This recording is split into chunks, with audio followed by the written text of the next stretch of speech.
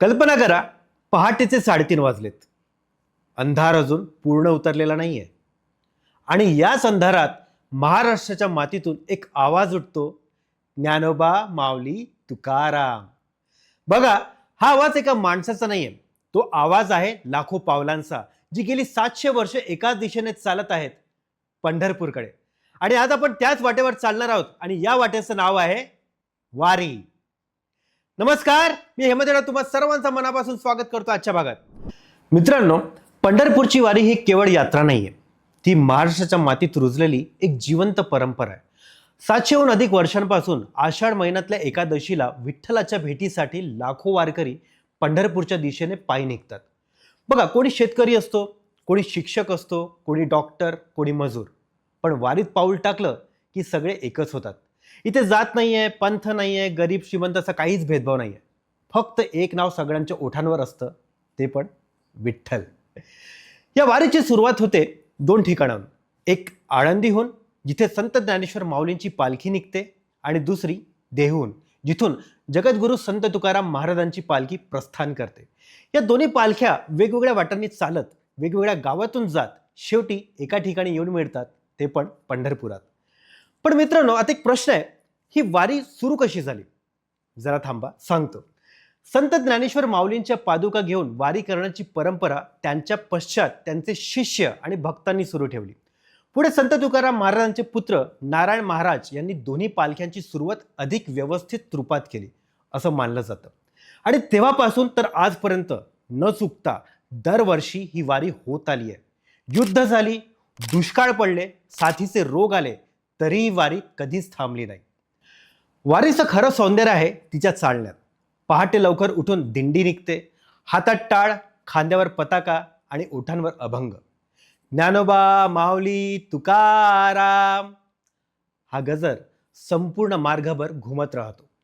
वाटेत गावोगावचे लोक वारकऱ्यांच्या पायावर पाणी घालतात, त्यांना जेवण देतात, विश्रांतीसाठी जागा देतात.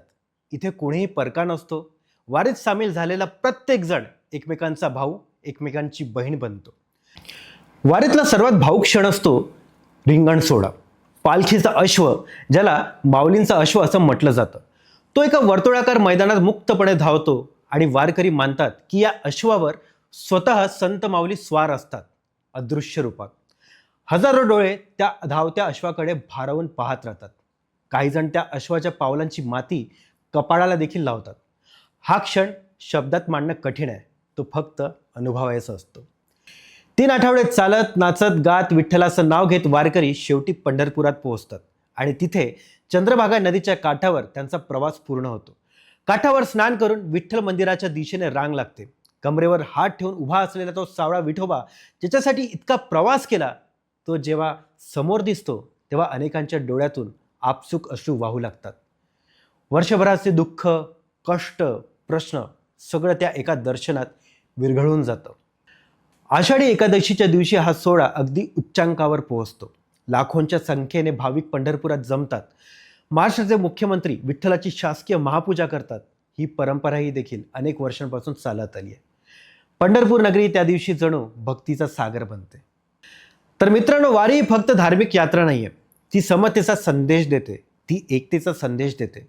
संत तुकाराम महाराज म्हणतात तसं, जे का रंजले गांजले त्यासी म्हणे जो आपुले. हीच वारीची खरी शिकवण आहे. इथे कोणी मोठा नाही आहे, इथे कोणी लहान नाही आहे, सगळे विठुरायाची लेकरं आहेत.